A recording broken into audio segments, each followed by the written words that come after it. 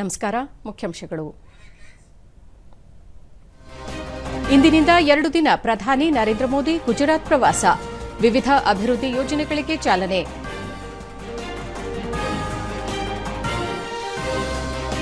ಅಯೋಧ್ಯೆಯಲ್ಲಿ ಅದ್ದೂರಿ ದೀಪಾವಳಿ. ಸರಯೂ ನದಿ ದಡದಲ್ಲಿ ದಾಖಲೆಯ ಲಕ್ಷ ದೀಪೋತ್ಸವಕ್ಕೆ ಸಜ್ಜು.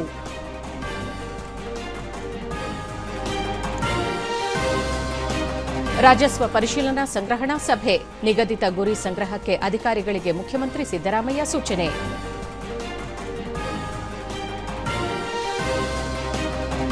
ಮಹಿಳಾ ಏಕದಿನ ಕ್ರಿಕೆಟ್ ಸರಣಿ. ನ್ಯೂಜಿಲೆಂಡ್ ವಿರುದ್ಧ ಭಾರತಕ್ಕೆ 2-1 ಅಂತರದ ಗೆಲುವು. ವಾರ್ತೆಗಳ ವಿವರ. ಪ್ರಧಾನಿ ನರೇಂದ್ರ ಮೋದಿ ಇಂದಿನಿಂದ 2 ದಿನಗಳ ಗುಜರಾತ್ ಪ್ರವಾಸ ಕೈಗೊಳ್ಳಲಿದ್ದು, ಸಂಜೆ ಏಕ್ತಾ ನಗರದಲ್ಲಿ 280 ಕೋಟಿ ರೂಪಾಯಿ ಮೌಲ್ಯದ ವಿವಿಧ ಮೂಲಸೌಕರ್ಯ ಮತ್ತು ಅಭಿವೃದ್ಧಿ ಯೋಜನೆಗಳನ್ನು ಉದ್ಘಾಟಿಸಲಿದ್ದಾರೆ ಮತ್ತು ಶಂಕುಸ್ಥಾಪನೆ ನೆರವೇರಿಸಲಿದ್ದಾರೆ. ಈ ಯೋಜನೆಗಳು ಪ್ರವಾಸಿ ಅನುಭವವನ್ನು ಹೆಚ್ಚಿಸುವುದು, ಪ್ರವೇಶವನ್ನು ಸುಧಾರಿಸುವುದು ಮತ್ತು ಈ ಪ್ರದೇಶದಲ್ಲಿ ಸುಸ್ಥಿರ ಉಪಕ್ರಮಗಳನ್ನು ಬೆಂಬಲಿಸುವ ಗುರಿ ಹೊಂದಿವೆ.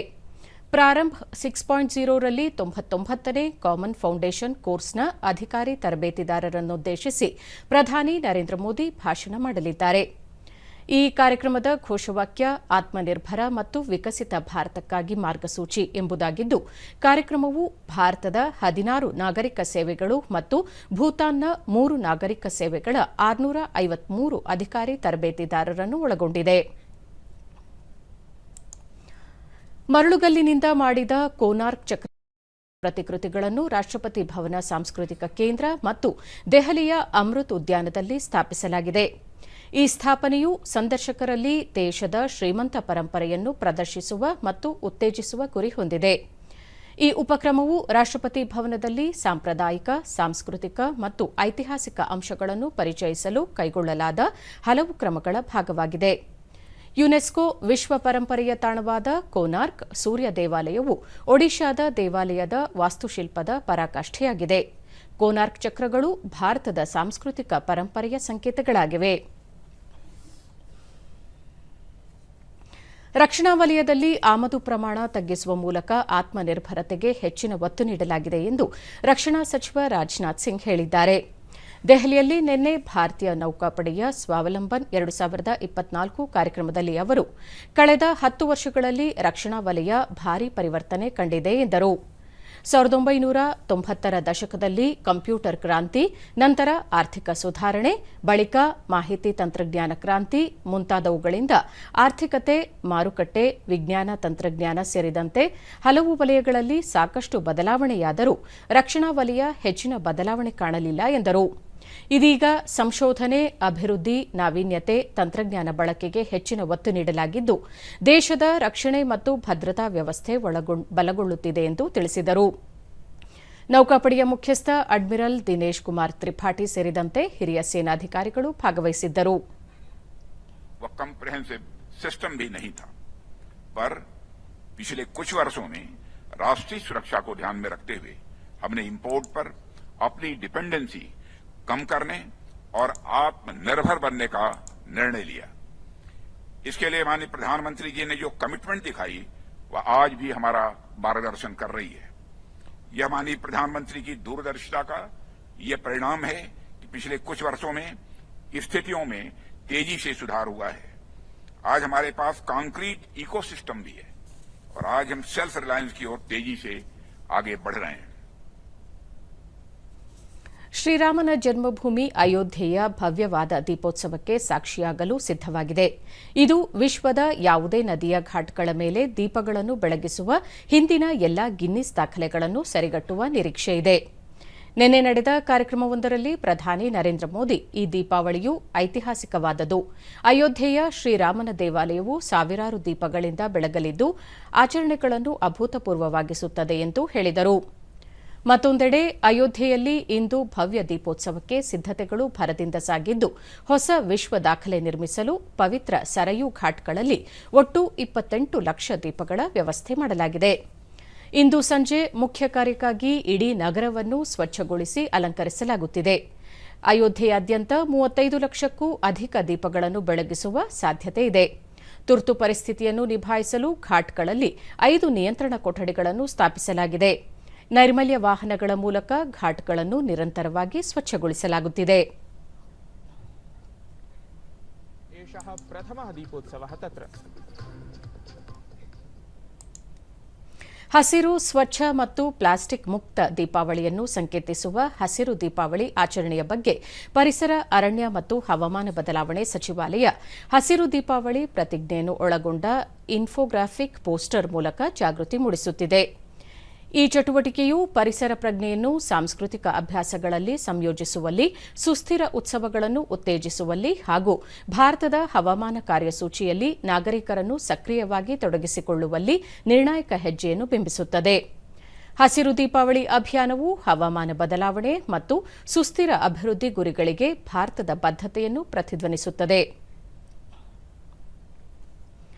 ಧನ್ವಂತರಿ ಜಯಂತಿ ಅಂಗವಾಗಿ ಪ್ರಧಾನಿ ನರೇಂದ್ರ ಮೋದಿ ನಿನ್ನೆ ಸುಮಾರು 12,850 ಕೋಟಿ ರೂಪಾಯಿ ಮೌಲ್ಯದ ವಿವಿಧ ಆರೋಗ್ಯ ಯೋಜನೆಗಳ ಉದ್ಘಾಟನೆ ಹಾಗೂ ಶಂಕುಸ್ಥಾಪನೆ ನೆರವೇರಿಸಿದರು. ಇದೇ ವೇಳೆ ಪ್ರಧಾನಿ 70 ವರ್ಷ ಮೇಲ್ಪಟ್ಟವ ಹಿರಿಯ ನಾಗರಿಕರಿಗೆ ಆಯುಷ್ಮಾನ್ ಭಾರತ್ ಜನಾರೋಗ್ಯ ಯೋಜನೆ ವಿಸ್ತರಣೆಗೆ ಚಾಲನೆ ಹಾಗೂ ಆರೋಗ್ಯ ರಕ್ಷಣಾ ಸಂಸ್ಥೆಗಳ ಶಂಕುಸ್ಥಾಪನೆ ಮತ್ತು ಭಾರತ ಆಯುರ್ವೇದ ಸಂಸ್ಥೆಯ 2 ಹಂತವನ್ನು ಉದ್ಘಾಟಿಸಿದರು. ಇದೇ ವೇಳೆ ಆರೋಗ್ಯ ಮೂಲಸೌಕರ್ಯ ಯೋಜನೆಗಳ ಮಾದರಿ ವೀಕ್ಷಿಸಿದರು. ಕೇಂದ್ರ ಆರೋಗ್ಯ ಸಚಿವ ಜೆಪಿ ನಡ್ಡಾ, ಕಾರ್ಮಿಕ ಮತ್ತು ಉದ್ಯೋಗ ಸಚಿವ ಡಾ ಮನ್ಸುಖ್ ಮಾಂಡವೀಯ, ಕಾರ್ಮಿಕ ಮತ್ತು ಉದ್ಯೋಗ ಖಾತೆ ರಾಜ್ಯ ಸಚಿವೆ ಶೋಭಾ ಕರಂದ್ಲಾಜೆ ಸೇರಿದಂತೆ ಮತ್ತಿತರರು ಉಪಸ್ಥಿತರಿದ್ದರು.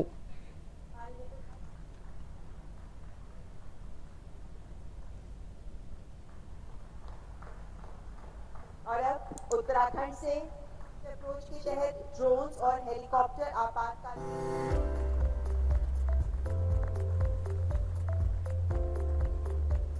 ये प्रयास मजबूती साथ साथ वेलनेस को भी ಬಳಿಕ ಪ್ರಧಾನಿ ಆಧುನಿಕ ವಿಜ್ಞಾನ ಮತ್ತು ಭಾರತದ ಪ್ರಾಚೀನ ಜ್ಞಾನದ ಸೂಕ್ತ ಸಮನ್ವಯದೊಂದಿಗೆ ಆರೋಗ್ಯ ವಲಯದಲ್ಲಿ ಮಹತ್ತರ ಬದಲಾವಣೆ ತರಲು ಹಲವು ಕ್ರಮ ಕೈಗೊಳ್ಳಲಾಗುತ್ತಿದೆ.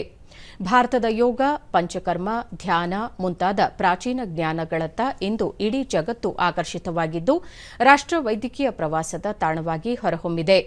ಭಾರತ ಅಲ್ಲದೆ ಇತರ ದೇಶಗಳಲ್ಲೂ ಆಯುಷ್ ತಜ್ಞರಿಗೆ ಬೇಡಿಕೆ ಹೆಚ್ಚಿದ್ದು, ಇದರಿಂದ ದೇಶದ ಯುವಜನರಿಗೆ ಉದ್ಯೋಗಾವಕಾಶ ಸೃಷ್ಟಿಯಾಗುತ್ತಿದೆ ಎಂದು ತಿಳಿಸಿದರು. ಪ್ರಸ್ತುತ ದೇಶದಲ್ಲಿ 7.5 ಲಕ್ಷಕ್ಕೂ ಹೆಚ್ಚು ನೋಂದಾಯಿತ ಆಯುಷ್ ತಜ್ಞರಿದ್ದು, ಈ ಸಂಖ್ಯೆಯನ್ನು ಮತ್ತಷ್ಟು ಹೆಚ್ಚಿಸುವ ಗುರಿ ಹೊಂದಲಾಗಿದೆ. ಈ ನಿಟ್ಟಿನಲ್ಲಿ ಸಾಕ್ಷ್ಯಾಧಾರಿತ ಆಯುರ್ವೇದ ಚಿಕಿತ್ಸೆ ಮತ್ತು ಸಂಶೋಧನೆಗೆ ಉತ್ತೇಜನ ನೀಡಲಾಗುತ್ತಿದ್ದು, ಪ್ರಕೃತಿ ಪರೀಕ್ಷಣಾ ಅಭಿಯಾನ ಆರಂಭಿಸಲಾಗುತ್ತಿದೆ. ಸರ್ಕಾರದ ಈ ಕ್ರಮಗಳು ಆರೋಗ್ಯ ವಲಯದಲ್ಲಿ ಇಡೀ ಜಗತ್ತಿಗೆ ಹೊಸ ದೃಷ್ಟಿಕೋನ ನೀಡಲಿದೆ ಎಂದು ಹೇಳಿದರು.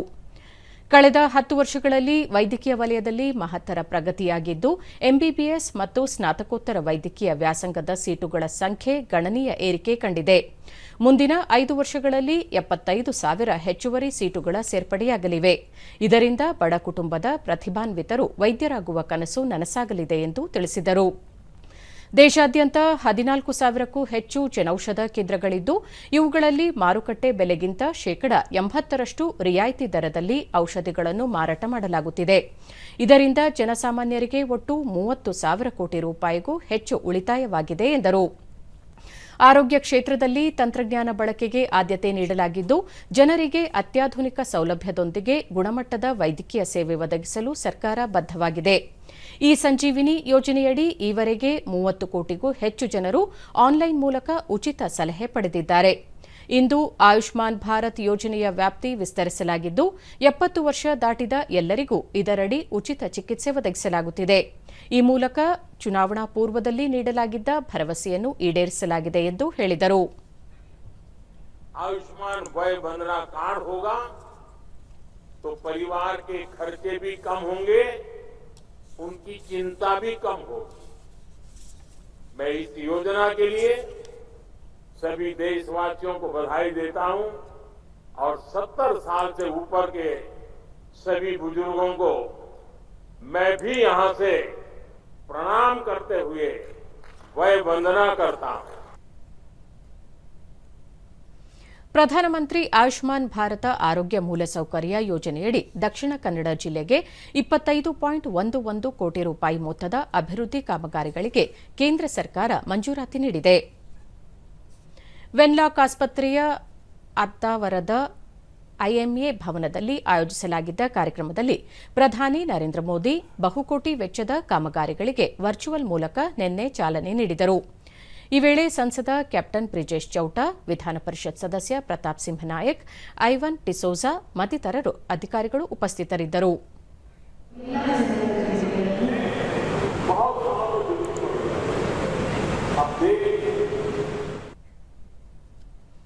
ಜಿಲ್ಲಾಡಳಿತ, ಜಿಲ್ಲಾ ಪಂಚಾಯಿತಿ ಹಾಗೂ ಜಿಲ್ಲಾ ಆಯುಷ್ ಇಲಾಖೆಗಳ ಸಹಯೋಗದಲ್ಲಿ ಹೊಸಪೇಟೆಯ ಸಂಕ್ಲಾಪುರದ ಟಿಎಂಎಇ ಆಯುರ್ವೇದ ವೈದ್ಯಕೀಯ ಮಹಾವಿದ್ಯಾಲಯದಲ್ಲಿ 9ನೇ ರಾಷ್ಟ್ರೀಯ ಆಯುರ್ವೇದ ದಿನಾಚರಣೆಯನ್ನು ಆಚರಿಸಲಾಯಿತು. ಈ ವೇಳೆ ಹೂವಿನಡಗಲಿ ತಾಲೂಕಿನ ಆಯುಷ್ ಆಸ್ಪತ್ರೆಯ ಮುಖ್ಯ ವೈದ್ಯಾಧಿಕಾರಿ ಡಾ ಕೊಟ್ರಮ್ಮ ಸಿಬ್ಬಂದಿಯ ಉತ್ತಮ ಸೇವೆಯನ್ನು ಪರಿಗಣಿಸಿ ಸನ್ಮಾನಿಸಲಾಯಿತು. ಈ ವೇಳೆ ನಗರಸಭೆಯ ಅಧ್ಯಕ್ಷ ಎನ್ ರೂಪೇಶ್ ಕುಮಾರ್, ಮಹಾವಿದ್ಯಾಲಯದ ಆಡಳಿತಾಧಿಕಾರಿ ಡಾ ಟಿಎಂ ಶಿವಶಂಕರಯ್ಯ, ಪ್ರಾಂಶುಪಾಲರಾದ ಡಾ ಎಲ್ ಮನೋನ್ಮಣಿ, ಹೊಸಪೇಟೆ ತಾಲೂಕು ಆಯುಷ್ ಮುಖ್ಯ ವೈದ್ಯಾಧಿಕಾರಿ ಡಾ ಮುನಿವಾಸುದೇವರೆಡ್ಡಿ ಮತ್ತಿತರರು ಉಪಸ್ಥಿತರಿದ್ದರು. ಬಳಿಕ ಡಾ ಮುನಿವಾಸುದೇವರೆಡ್ಡಿ, ಭಾರತೀಯ ಪುರಾತನ ವೈದ್ಯ ಪದ್ಧತಿ ಆಯುರ್ವೇದವು ಜಗತ್ತಿನಾದ್ಯಂತ ಮನ್ನಣೆ ಪಡೆದಿದೆ ಎಂದರು.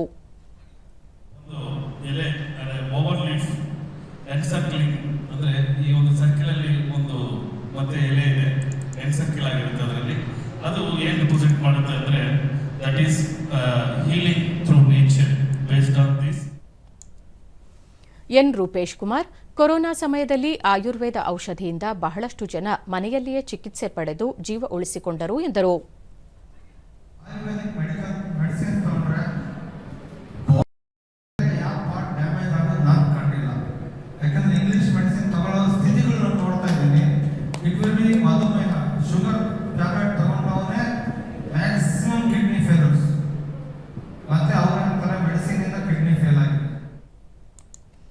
ಟಿಎಂ ಶಿವಶಂಕರಯ್ಯ, ಕೇಂದ್ರ ಸರ್ಕಾರ ಆಯುರ್ವೇದದ ಅಧ್ಯಯನಕ್ಕಾಗಿ ಪ್ರತ್ಯೇಕ ಆಯುಷ್ ಇಲಾಖೆ ತೆರೆದು ಅನುದಾನ ಮೀಸಲಿರಿಸಿದೆ ಎಂದರು.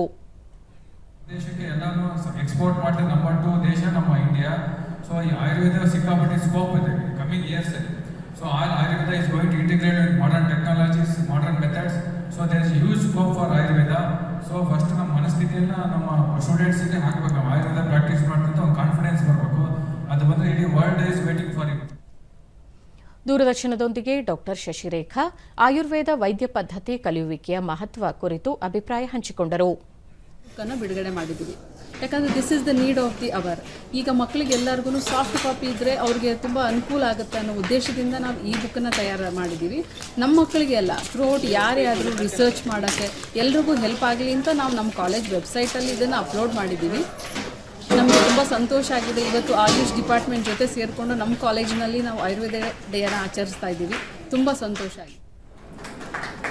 ಇದೇ ಸಂದರ್ಭದಲ್ಲಿ ಥೈಲ್ಯಾಂಡ್ನಲ್ಲಿ ಪ್ರದರ್ಶನ ನೀಡಿದ ಹಂಪಿ ತಂಡದಿಂದ ಯೋಗ ಪ್ರದರ್ಶನ ನಡೆಯಿತು.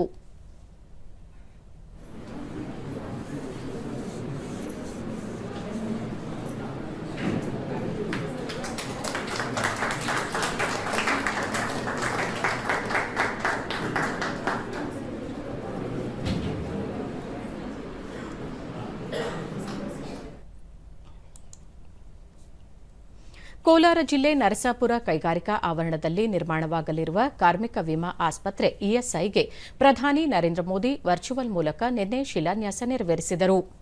ಕೋಲಾರ ಸಂಸದ ಎಂ ಮಲ್ಲೇಶ್ ಬಾಬು, ಶಾಸಕ ಕೊತ್ತೂರು ಮಂಜುನಾಥ್ ಸೇರಿದಂತೆ ಮತ್ತಿತರರು ಉಪಸ್ಥಿತರಿದ್ದರು. ಸುಮಾರು 154 ಕೋಟಿ ರೂಪಾಯಿ ವೆಚ್ಚದಲ್ಲಿ ಆಸ್ಪತ್ರೆ ನಿರ್ಮಾಣವಾಗಲಿದ್ದು 1,98,000 ಫಲಾನುಭವಿಗಳು ಇಲ್ಲಿ ವೈದ್ಯಕೀಯ ಸೌಲಭ್ಯ ಪಡೆಯಲಿದ್ದಾರೆ. शिलान्यास प्रधानमंत्री द्वारा एक कोशिश कि लाइफ ಸೇಫ್ಟಿ ಇರುತ್ತೆ, ಫೈರ್ ಫೈಟಿಂಗ್ ಸಿಸ್ಟಮ್ ಹಾಗೆ ನಮಗೆ ಬಂದಿರುವಂತಹ ವರ ಅಂತಾನೆ ಹೇಳ್ಬೋದು. ಎಂ ಮಲ್ಲೇಶ್ ಬಾಬು, ನರಸಾಪುರ ಕೈಗಾರಿಕಾ ಪ್ರಾಂಗಣದಲ್ಲಿ ಕಾರ್ಮಿಕರಿಗೆ ವೈದ್ಯಕೀಯ ಸೌಲಭ್ಯದ ಕೊರತೆ ಇದ್ದು ಇದೀಗ ಇಎಸ್ಐ ಆರಂಭವಾಗಿರುವುದರಿಂದ ಈ ಕೊರತೆ ನೀಗಲಿದೆ ಎಂದರು. ಇಲ್ಲಿಂದ ಹಾಗೆ ಆಗುತ್ತೆ, ನಿಮಗೆಲ್ಲ ಒಳ್ಳೇದಾಗುತ್ತೆ ಅಂತ ಹೇಳ್ತೀನಿ. ಬಟ್ ಏನು ಈ ಇಎಸ್ಐ ಹಾಸ್ಪಿಟಲ್ದು ಏನು ಇನ್ಶೂರೆನ್ಸ್ ಇದೆಯೋ, ಬೇರೆ ವ್ಯವಸ್ಥೆಗಳು ಏನೇನಿದೆಯೋ ಅದಕ್ಕೆ ಜನಕ್ಕೆ ತಲುಪಬೇಕಂದ್ರೆ ಇಲ್ಲಿರುವ ಲೋಕಲ್ ಅಧಿಕಾರಿಗಳಾದರೂ ಆಗಲಿ ಕರೆಕ್ಟಾಗಿ ತಿಳುವಳಿಕೆ ಕೊಡಬೇಕಾಗುತ್ತೆ. ಕೊತ್ತೂರು ಮಂಜುನಾಥ್, ಇಎಸ್ಐ ಆಸ್ಪತ್ರೆಯಲ್ಲಿ ಕಾರ್ಮಿಕರಿಗೆ ಉಚಿತ ವೈದ್ಯಕೀಯ ಸೌಲಭ್ಯ ದೊರೆಯಲಿದ್ದು ಫಲಾನುಭವಿಗಳು ಇದರ ಸದುಪಯೋಗ ಪಡೆದುಕೊಳ್ಳಬೇಕು. ಈ ಸೌಲಭ್ಯ ಕಲ್ಪಿಸುತ್ತಿರುವುದಕ್ಕೆ ಪ್ರಧಾನಿಗಳಿಗೆ ಧನ್ಯವಾದ ಅರ್ಪಿಸುವುದಾಗಿ ಹೇಳಿದರು. ಈ ಇಎಸ್ಐ ಹಾಸ್ಪಿಟ್ಲಲ್ಲಿ ಯಾವುದೇ ರೀತಿಯಲ್ಲಿ ಎಂಥ ಕಾಯಿಲೆಗಳಿಗೆ ನಾವು ಹೋದರೂ ಒಂದು ವೇಳೆ ಅಲ್ಲಿ ಟ್ರೀಟ್ಮೆಂಟ್ ಕೊಡೋಕ್ಕಾಗಿಲ್ಲ ಅಂತ ಹೇಳಿದ್ರೆ ಒಂದು ಲೆಟರ್ ಬರ್ಕೊಡ್ತಾರೆ. ಇದ್ರ ಮೇಲೆ ನಾವು ಬೇರೆ ಯಾವ ಹಾಸ್ಪಿಟ್ಲಿಗೆ ಬರ್ಕೊಡ್ತಾರೋ ಅಲ್ಲಿಗೆ ಹೋದರೆ ಟೋಟಲ್ ಆ ಪೇಮೆಂಟನ್ನು ಇಎಸ್ಐ ಹಾಸ್ಪಿಟ್ಲ್ ಭರಿಸುತ್ತೆ. ಅದನ್ನು ಯಲಹಂಕ ಇಎಸ್ಐ ಶಾಖೆಯ ನಿರ್ವಾಹಕಿ ಅಕ್ಷತಾ ರಾವ್, 21,000ಕ್ಕಿಂತ ಕಡಿಮೆ ವೇತನ ಪಡೆಯುವ ಕಾರ್ಮಿಕರು ಇಎಸ್ಐ ಯೋಜನೆ ವ್ಯಾಪ್ತಿಗೆ ಒಳಪಡಲಿದ್ದಾರೆ. ಫಲಾನುಭವಿಗಳಿಗೆ ಉಚಿತವಾಗಿ ಎಲ್ಲಾ ರೀತಿಯ ಚಿಕಿತ್ಸೆ ಲಭ್ಯವಾಗಲಿದೆ ಎಂದರು. ಕೊಡಲ್ಲ, ನಿಮಗೆ ಫ್ರೀ ಟ್ರೀಟ್ಮೆಂಟ್ ಕೊಡಲ್ಲ ಅಂತೆಲ್ಲ ಹೇಳ್ತಾರೆ. ಆದರೆ ಇಎಸ್ಐನಲ್ಲಿ ಆ ರೀತಿ ಯಾವುದೇ ಒಂದು ಲಿಮಿಟ್ ಇರೋದಿಲ್ಲ. ನಿಮಗೆ ಯಾವುದೇ ರೀತಿಯಲ್ಲಿ ಮೆಡಿಕಲ್ ಸೌಲಭ್ಯ ಬೇಕಾದರೂ ಸಂಪೂರ್ಣ ಉಚಿತವಾಗಿ ಅದು ಇಎಸ್ಐನಿಂದ ದೊರೆಯುತ್ತೆ. ವಾಣಿಜ್ಯ ತೆರಿಗೆ ಸಂಗ್ರಹ ಗುರಿ ತಲುಪುವಲ್ಲಿ ವಿಫಲರಾದ ಅಧಿಕಾರಿಗಳನ್ನು ಹೊಣೆಗಾರರನ್ನಾಗಿ ಮಾಡಲಾಗುವುದು ಎಂದು ಮುಖ್ಯಮಂತ್ರಿ ಸಿದ್ದರಾಮಯ್ಯ ಸೂಚಿಸಿದ್ದಾರೆ. ವಾಣಿಜ್ಯ ತೆರಿಗೆ ಸಂಗ್ರಹದ ಪ್ರಗತಿ ಕುರಿತ ಪರಿಶೀಲನಾ ಸಭೆಯಲ್ಲಿ ನಿನ್ನೆ ಅವರು ರಾಜ್ಯ 2024-25ಕ್ಕೆ 1,10,000 ಕೋಟಿ ರೂಪಾಯಿಗಳ ವಾಣಿಜ್ಯ ತೆರಿಗೆ ಸಂಗ್ರಹದ ಗುರಿ ಹೊಂದಿದ್ದು ರಾಜ್ಯದ ಅಭಿವೃದ್ಧಿಗೆ ಗುರಿ ಸಾಧಿಸುವುದು ಅತ್ಯಗತ್ಯ ಎಂದರು. ರಾಜ್ಯ ಈವರೆಗೆ ಶೇಕಡಾ 53.5 ಗುರಿ ಸಾಧಿಸಿದೆ. ಕಳೆದ ವರ್ಷ ಇದೇ ಅವಧಿಗೆ ಹೋಲಿಸಿದರೆ 5,957 ಕೋಟಿ ರೂಪಾಯಿಗಳ ಸಂಗ್ರಹ ಹೆಚ್ಚಿದ್ದು, ಮಾರ್ಚ್ ವೇಳೆಗೆ ವಾರ್ಷಿಕ ಗುರಿ ತಲುಪಲು ಮುಂದಿನ 5 ತಿಂಗಳಲ್ಲಿ ತಿಂಗಳಿಗೆ 10,200 ಕೋಟಿ ರೂಪಾಯಿ ಸಂಗ್ರಹಿಸಬೇಕಿದೆ ಎಂದು ತಿಳಿಸಿದರು. ಮಾಸಿಕ ಪರಿಶೀಲನೆ ನಡೆಸುವುದಾಗಿ ತಿಳಿಸಿದ ಮುಖ್ಯಮಂತ್ರಿ, ಯಾವುದೇ ಅಧಿಕಾರಿ ಗುರಿ ತಲುಪದಿದ್ದಲ್ಲಿ ಅವರನ್ನೇ ಹೊಣೆಗಾರರನ್ನಾಗಿ ಮಾಡಲಾಗುವುದು ಎಂದರು. ವಿಜಯಪುರ ಜಿಲ್ಲೆಯಲ್ಲಿ ರೈತರ ಜಮೀನು ಮತ್ತು ಸಿಂದಗಿಯಲ್ಲಿರುವ ವಿರಕ್ತ ಮಠದ ಆಸ್ತಿಯನ್ನು ವಕ್ಫ್ ಬೋರ್ಡ್ ಹೆಸರಿಗೆ ನೋಂದಾವಣೆಯಾಗಿದೆ ಎಂಬ ಆರೋಪ ಹಿನ್ನೆಲೆಯಲ್ಲಿ ಪರಿಶೀಲನೆಗೆ ಬಿಜೆಪಿ ನಿಯೋಗ ರಚಿಸಲಾಗಿದ್ದು, ನಿನ್ನೆ ಗೋವಿಂದ ಕಾರಜೋಳ ನೇತೃತ್ವದ ನಿಯೋಗ ಪಡಗಾನೂರು ಗ್ರಾಮಕ್ಕೆ ಭೇಟಿ ನೀಡಿ ರೈತರ ಅಹವಾಲು ಸ್ವೀಕರಿಸಿದರು. ಶಾಸಕ ಹರೀಶ್ ಪೂಂಜಾ, ಮಹೇಶ್ ತೆಂಗಿನಕಾಯಿ, ಮಾಜಿ ಎಂಎಲ್ಸಿ ಅರುಣ್ ಶಹಾಪುರ, ಮಾಜಿ ಸಚಿವ ಎಸ್ಕೆ ಬೆಳ್ಳುಬ್ಬಿ ಸೇರಿದಂತೆ ಹಲವರು ಉಪಸ್ಥಿತರಿದ್ದರು. ಬಳಿಕ ಜಿಲ್ಲಾಧಿಕಾರಿ ಕಚೇರಿಯಲ್ಲಿ ಅಧಿಕಾರಿಗಳೊಂದಿಗೆ ಸಂಸದ ಗೋವಿಂದ ಕಾರಜೋಳ ಸಭೆ ನಡೆಸಿ ಮಾಹಿತಿ ಪಡೆದರು.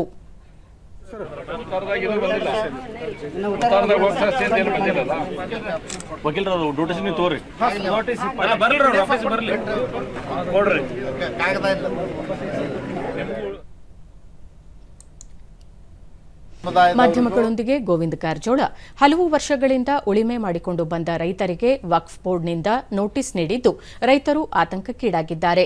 ಸರ್ಕಾರ ಇದನ್ನು ಸೂಕ್ಷ್ಮವಾಗಿ ಪರಿಗಣಿಸಿ ಸಮಸ್ಯೆ ಪರಿಹರಿಸಬೇಕು. ಬಿಜೆಪಿ ನಿಯೋಗ ಈ ಬಗ್ಗೆ ಮಾಹಿತಿ ಸಂಗ್ರಹಿಸಿದೆ. ರೈತರು ಒಂದಿಂಚು ಭೂಮಿಯನ್ನು ಕಳೆದುಕೊಳ್ಳಲು ನಾವು ಬಿಡುವುದಿಲ್ಲ ಎಂದರು. ನಮ್ಮ ಪಕ್ಷದ ವತಿಯಿಂದ ನಮ್ಮ ಲೀಗಲ್ ಸೆಲ್ಲಿನ ವಕೀಲರು ಇದ್ದಾರೆ, ಜಿರ್ಲಿ ವಕೀಲರು ಎಲ್ಲರೂ ಸೇರಿ ಅವರಿಗೆ ಹೋರಾಟಕ್ಕೆ ಬೆಂಬಲವನ್ನು ಮಾಡ್ತೇವೆ. ಮತ್ತು ಅನೇಕ ಜನ ವಕೀಲರು ಇದ್ದಾರೆ, ಕೋರ್ಟ್ಗಳಲ್ಲಿ ಕೂಡ ಕೇಸ್ಗಳನ್ನು ನಡೆಸ್ತಕ್ಕಂಥದ್ದಕ್ಕೆ ನಮ್ಮ ಪಾರ್ಟಿಯಿಂದ ವ್ಯವಸ್ಥೆ. ಜಿಲ್ಲಾಧಿಕಾರಿ ಟಿ ಭೂಬಾಲನ್, ಜಿಲ್ಲೆಯಲ್ಲಿ 773 ಎಕರೆ ಭೂಮಿ ವಕ್ಫ್ ಹೆಸರಿನಲ್ಲಿದ್ದು, ವಕ್ಫ್ ಸಚಿವರ ಸೂಚನೆಯ ಮೇರೆಗೆ ಒತ್ತುವರಿ ತೆರವಿಗೆ ಮುಂದಾಗಿದ್ದೇವೆ. ಒಟ್ಟು 433 ರೈತರಿಗೆ ನೋಟಿಸ್ ನೀಡಲಾಗಿದೆ. ನೋಟಿಸ್ ಕೊಟ್ಟ ತಕ್ಷಣ ಖಾತೆ ಬದಲಾವಣೆ ಆಗುವುದಿಲ್ಲ. ರೈತರು ಮತ್ತು ವಕ್ಫ್ ಬೋರ್ಡ್ನೊಂದಿಗೆ ಚರ್ಚೆ ನಡೆಸಲಾಗುವುದು ಎಂದರು. ಅಲ್ಲಿ ಏನಾದರೂ ಕಟ್ಟಡ ಕಟ್ಟಿಕೊಳ್ಳುವುದು, ಕೃಷಿ ಮಾಡುವುದು, ಈ ಥರ ಒತ್ತುವರಿ ಮಾಡಿಕೊಂಡಿದ್ದಾರೆ.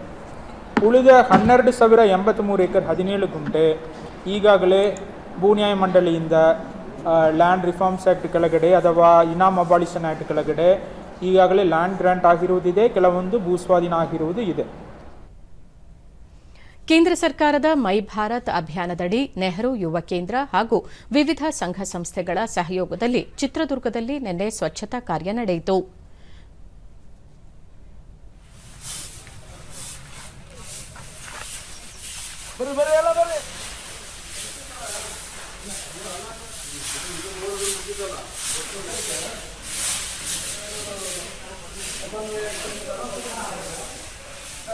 ನಾವು ರಜಾ ದಿನಗಳಲ್ಲೇ ದೂರದರ್ಶನದೊಂದಿಗೆ ನೆಹರು ಯುವ ಕೇಂದ್ರದ ಜಿಲ್ಲಾ ಸಮನ್ವಯಾಧಿಕಾರಿ ಎನ್ ಸುಹಾಸ್ ಮೈ ಭಾರತ್ ಅಭಿಯಾನಕ್ಕೆ 1 ವರ್ಷ ತುಂಬಿದ ಹಿನ್ನೆಲೆ ಹಾಗೂ ದೀಪಾವಳಿ ಪ್ರಯುಕ್ತ ಸ್ವಚ್ಛತೆಯ ಅರಿವು ಮೂಡಿಸಲಾಗುತ್ತಿದೆ ಎಂದರು. ನಾನು ಮಾಡಿದ್ರೆ ದೊಡ್ಡವನು, ಇನ್ನೊಬ್ರು ಮಾಡಿದ್ರೆ ಕೀಳರಿಮೆ ಹೋಗ್ಬೇಕಾಗ್ತದೆ. ಒಂದು ಪಾರ್ಕ್ ಆಗ್ಲಿ, ಒಂದು ಐತಿಹಾಸಿಕ ಸ್ಥಳಗಳಾಗ್ಲಿ, ನಿಮ್ಮ ಸುತ್ತಮುತ್ತಲಿನ ಪರಿಸರವಾಗ್ಲಿ ಸ್ವಚ್ಛತೆ ಇಟ್ಕೊಂಡ್ರೆ ನಿಮ್ಗೆ ಆರೋಗ್ಯ ಬರುತ್ತೆ. ಹಾಗೆ ನಮ್ಮ ಕಾಲೇಜಿನ ಸರ್ಕಾರಿ ಕಲಾ ಕಾಲೇಜಿನ ರಾಷ್ಟ್ರೀಯ ಸೇವಾ ಯೋಜನೆ ಕಾರ್ಯಕ್ರಮಾಧಿಕಾರಿ ಡಾಕ್ಟರ್ ವಿ ಪ್ರಸಾದ್ ಪರಿಸರಕ್ಕೆ ಹಾನಿಯಾಗದಂತೆ ಹಸಿರು ಪಟಾಕಿ ಸಿಡಿಸುವ ಮೂಲಕ ದೀಪಾವಳಿ ಆಚರಣೆ ಮಾಡುವಂತೆ ಜನರಲ್ಲಿ ಜಾಗೃತಿ ಮೂಡಿಸಲಾಗುತ್ತಿದೆ ಎಂದು ತಿಳಿಸಿದರು. ಏನಿದೆ ಯುವ ಭಾರತ, ಸಮೃದ್ಧ ಭಾರತ, ಸ್ವಚ್ಛ ಭಾರತ ಇವೆಲ್ಲ ಕಾರ್ಯಕ್ರಮಗಳನ್ನು ಸಾಕಾರಗೊಳಿಸುವ ನಿಟ್ಟಿನಲ್ಲಿ ನಮ್ಮದು ಒಂದು ಪ್ರಯತ್ನ ನಿಜವಾಗ್ಲೂ ಸಹ ನಮ್ಮೆಲ್ಲರದ್ದು ಸಹ ಶ್ಲಾಘನೀಯವಾಗಿದೆ. ಕೇಂದ್ರ ಯುವ ವ್ಯವಹಾರ ಮತ್ತು ಕ್ರೀಡಾ ಸಚಿವಾಲಯ ಮೈ ಭಾರತ್ ಅಭಿಯಾನದಡಿ ಯೇ ದಿವಾಲಿ ಮೈ ಭಾರತ್ಗೆ ಸಾಥ್ ಎಂಬ ಶೀರ್ಷಿಕೆಯೊಂದಿಗೆ ಇದೇ 27ರಿಂದ 30ರವರೆಗೆ ನಡೆಯುವ ದೀಪಾವಳಿ ಹಬ್ಬದ ಸಂದರ್ಭದಲ್ಲಿ ಶಿವಮೊಗ್ಗ ಜಿಲ್ಲೆಯಾದ್ಯಂತ ಸ್ವಚ್ಛತಾ ಕಾರ್ಯಕ್ರಮ ಹಮ್ಮಿಕೊಳ್ಳಲಾಗಿದೆ. ಸ್ವಯಂ ಸೇವಕರು, ವಿದ್ಯಾರ್ಥಿಗಳು, ವಿವಿಧ ಸಂಘಟನೆಗಳು ಒಗ್ಗೂಡಿ ನಗರದ ಹಲವೆಡೆ ಸ್ವಚ್ಛತಾ ಕಾರ್ಯ ನಡೆಸಿ ಸಾರ್ವಜನಿಕರಿಗೆ ಜಾಗೃತಿ ಮೂಡಿಸಿದರು.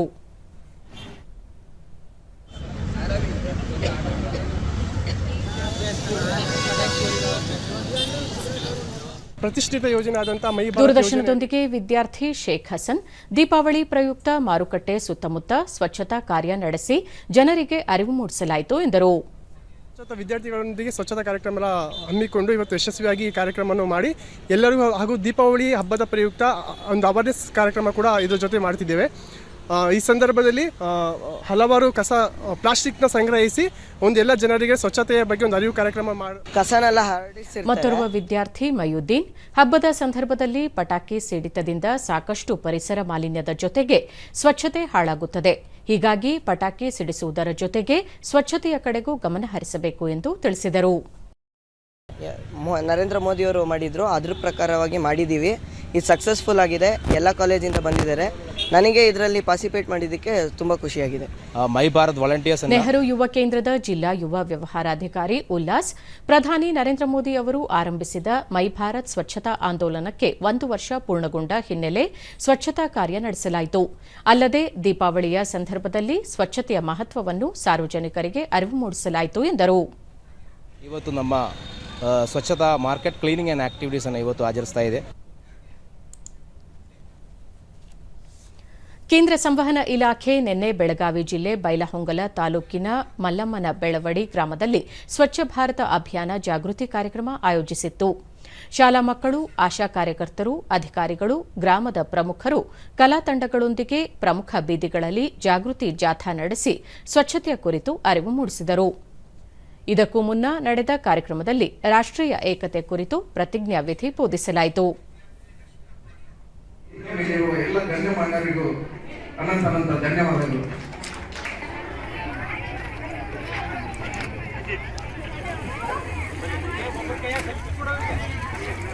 ರಾಷ್ಟ್ರದ ಐಕ್ಯತೆ, ಸಮಗ್ರತೆ ಮತ್ತು ಭದ್ರತೆ ಕಾಪಾಡಲು ನನ್ನನ್ನು ಅರ್ಪಿಸಿಕೊಳ್ಳುತ್ತೇನೆ. ಸರ್ದಾರ್ ವಲ್ಲಭಭಾಯಿ ಪಟೇಲರ ದೂರದೃಷ್ಟಿ ಮತ್ತು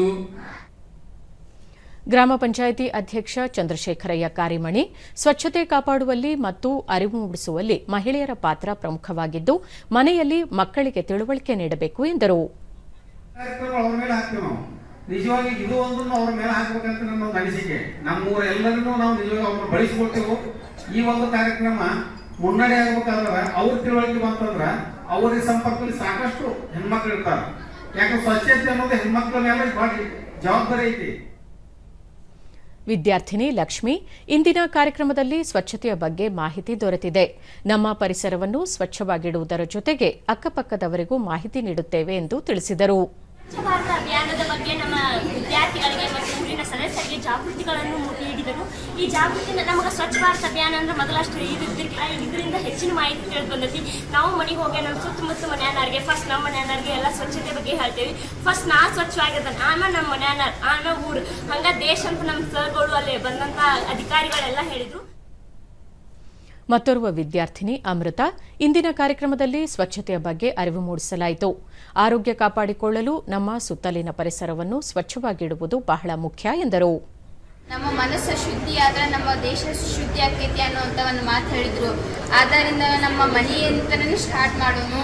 ನಮ್ಮ ಮನೆ ಸ್ವಚ್ಛವಾಗಿದ್ರೆ ನಮ್ಮ ಮನಸ್ಸು ಸ್ವಚ್ಛವಾಗಿರ್ತೈತಿ, ನಮ್ಮ ಮನೆ ಸ್ವಚ್ಛವಾಗಿದ್ರೆ ನಮ್ಮ ಗ್ರಾಮ ಸ್ವಚ್ಛ ಆಗ್ತೈತಿ, ನಮ್ಮ ಗ್ರಾಮ ಸ್ವಚ್ಛ ಆದರೆ ನಮ್ಮ ಇಡೀ ದೇಶ ಸ್ವಚ್ಛ ಆಗ್ತೈತಿ ಅನ್ನುವಂಥ ಒಂದು ಮಾತು ಹೇಳಿದರು. ಆದ್ದರಿಂದ ನಮಗೆ ಅದರಿಂದ ಮನೋಭಾವನೆ ಬಂತು. ಧನ್ತೆರಸ್ ವೇಳೆ ಗ್ರಾಹಕರು ಚಿನ್ನ ಬೆಳ್ಳಿಯನ್ನು ಖರೀದಿಸುವ ಸಮಯದಲ್ಲಿ ಹಾಲ್ಮಾರ್ಕ್ ಇರುವುದನ್ನು ಖಾತ್ರಿಪಡಿಸಿಕೊಳ್ಳಬೇಕು ಎಂದು ಭಾರತೀಯ ಮಾನಕ ಬ್ಯೂರೋ ಬಿಐಎಸ್ ಸೂಚನೆ ನೀಡಿದೆ. ಈ ಕುರಿತಂತೆ ಕೇಂದ್ರ ಆಹಾರ ಮತ್ತು ಸಾರ್ವಜನಿಕ ಪಡಿತರ ಸಚಿವಾಲಯದಡಿ ಬರುವ ಬಿಐಎಸ್ ಪ್ರಕಟಣೆಯನ್ನು ನೀಡಿದ್ದು, ಸಾಮಾನ್ಯವಾಗಿ ಹಬ್ಬದ ಸಂದರ್ಭಗಳಲ್ಲಿ ಜನರು ಚಿನ್ನ ಹಾಗೂ ಬೆಳ್ಳಿ ಆಭರಣಗಳನ್ನು ಖರೀದಿಸುತ್ತಾರೆ. ಇಂತಹ ಸಂದರ್ಭಗಳಲ್ಲಿ ಬಿಐಎಸ್ ಹಾಲ್ಮಾರ್ಕ್ ಹಾಗೂ 6 ಅಂಕಿಗಳ HUID ಸಂಕೇತ ಇರುವುದನ್ನು ಖಾತ್ರಿಪಡಿಸಿಕೊಳ್ಳಬೇಕು. ಇದು ಚಿನ್ನದ ಶುದ್ಧತೆಯ ಸಂಕೇತವಾಗಿದೆ ಎಂದು ಹೇಳಿದೆ. ಬಿಐಎಸ್ನ ಮಹಾನಿರ್ದೇಶಕ ಪ್ರಮೋದ್ ಕುಮಾರ್ ತಿವಾರಿ, ಧನ್ತೆರಸ್ ಸಂದರ್ಭದಲ್ಲಿ ಚಿನ್ನದ ಮೇಲೆ ಹೂಡಿಕೆ ಮಾಡುವ ಗ್ರಾಹಕರ ಹಿತರಕ್ಷಣೆಗೆ ಬ್ಯೂರೋ ಬದ್ಧವಾಗಿದೆ. ಈ ನಿಟ್ಟಿನಲ್ಲಿ ಗ್ರಾಹಕರಲ್ಲಿ ಜಾಗೃತಿ ಮೂಡಿಸಲು ಕ್ರಮಗಳನ್ನು ಕೈಗೊಳ್ಳಲಾಗಿದೆ ಎಂದು ತಿಳಿಸಿದ್ದಾರೆ. ಇನ್ನು ಮಹಿಳಾ ಕ್ರಿಕೆಟ್. ಅಹಮದಾಬಾದ್ನಲ್ಲಿ ನಿನ್ನೆ ನಡೆದ ಏಕದಿನ ಮಹಿಳಾ ಕ್ರಿಕೆಟ್ ಸರಣಿಯ 3ನೇ ಮತ್ತು ಅಂತಿಮ ಪಂದ್ಯದಲ್ಲಿ ಭಾರತ ತಂಡ 6 ವಿಕೆಟ್ಗಳಿಂದ ನ್ಯೂಜಿಲೆಂಡ್ ತಂಡವನ್ನು ಮಣಿಸಿದೆ.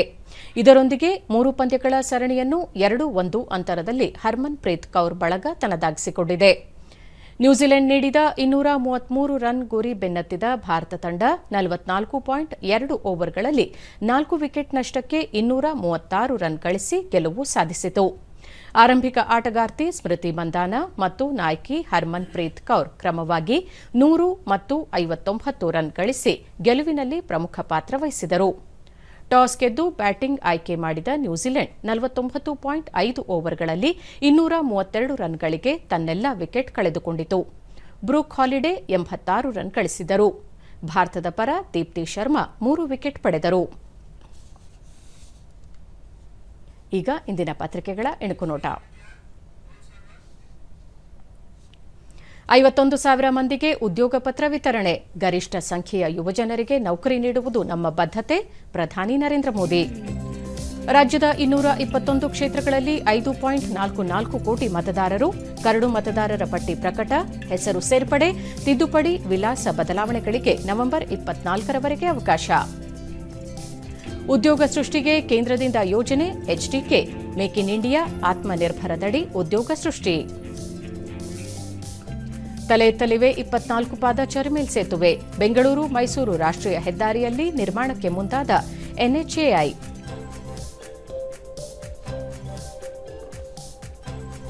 ಮೂರನೇ ಏಕದಿನ ಸರಣಿ. ನ್ಯೂಜಿಲೆಂಡ್ ವಿರುದ್ಧದ ಸರಣಿ ತನ್ನದಾಗಿಸಿಕೊಂಡ ವನಿತೆಯರು.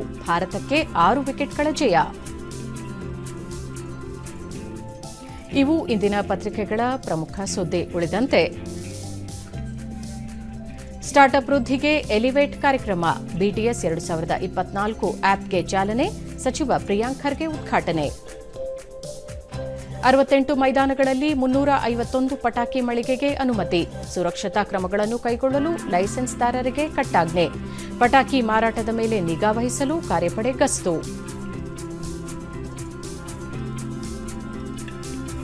ಉಪಕದನ ಕಣದಲ್ಲಿ ಹೋರಾಟಕ್ಕೆ ಕಮಲ ಸೇನೆ ಸಿದ್ಧ. ಸಚಿವರಿಗೆ ಜಿಲ್ಲಾ ಪಂಚಾಯತ್, ಸಂಸದ, ಶಾಸಕರಿಗೆ ಗ್ರಾಮ ಪಂಚಾಯಿತಿ ಹೊಣೆ ನೀಡಿದ ಕಾಂಗ್ರೆಸ್. ಬಿಜೆಪಿ ತಾರಾ ಪ್ರಚಾರಕರ ಪಟ್ಟಿ ರಿಲೀಸ್. ಎಲ್ಲಾ ಜಿಲ್ಲೆಯಲ್ಲೂ ಕೃಷಿ ಅಭಿವೃದ್ಧಿ ಸಂಸ್ಥೆ ಸ್ಥಾಪನೆ. ಮುಂದಿನ ವರ್ಷ 2 ಲಕ್ಷ ಮಂದಿಗೆ ತರಬೇತಿ. ಕೃಷಿ ಸಚಿವ ಚಲುವರಾಯಸ್ವಾಮಿ ಹೇಳಿಕೆ. ರಣಜಿ ಟ್ರೋಫಿ. ಕರ್ನಾಟಕಕ್ಕೆ ಗೆಲುವಿನ ಸಿಹಿ. ಬಿಹಾರ ವಿರುದ್ಧ 8 ವಿಕೆಟ್ಗಳ ಭರ್ಜರಿ ಜಯ ಪಡೆದ ಅಗರ್ವಾಲ್ ಬಳಗ. ಕೊನೆಯಲ್ಲಿ ಮತ್ತೊಮ್ಮೆ ಮುಖ್ಯಾಂಶಗಳು. ಇಂದಿನಿಂದ 2 ದಿನ ಪ್ರಧಾನಿ ನರೇಂದ್ರ ಮೋದಿ ಗುಜರಾತ್ ಪ್ರವಾಸ. ವಿವಿಧ ಅಭಿವೃದ್ಧಿ ಯೋಜನೆಗಳಿಗೆ ಚಾಲನೆ.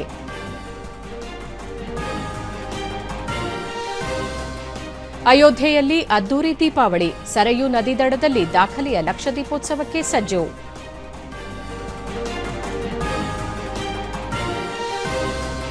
ರಾಜಸ್ವ ಪರಿಶೀಲನಾ ಸಂಗ್ರಹಣಾ ಸಭೆ. ನಿಗದಿತ ಗುರಿ ಸಂಗ್ರಹಕ್ಕೆ ಅಧಿಕಾರಿಗಳಿಗೆ ಮುಖ್ಯಮಂತ್ರಿ ಸಿದ್ದರಾಮಯ್ಯ ಸೂಚನೆ.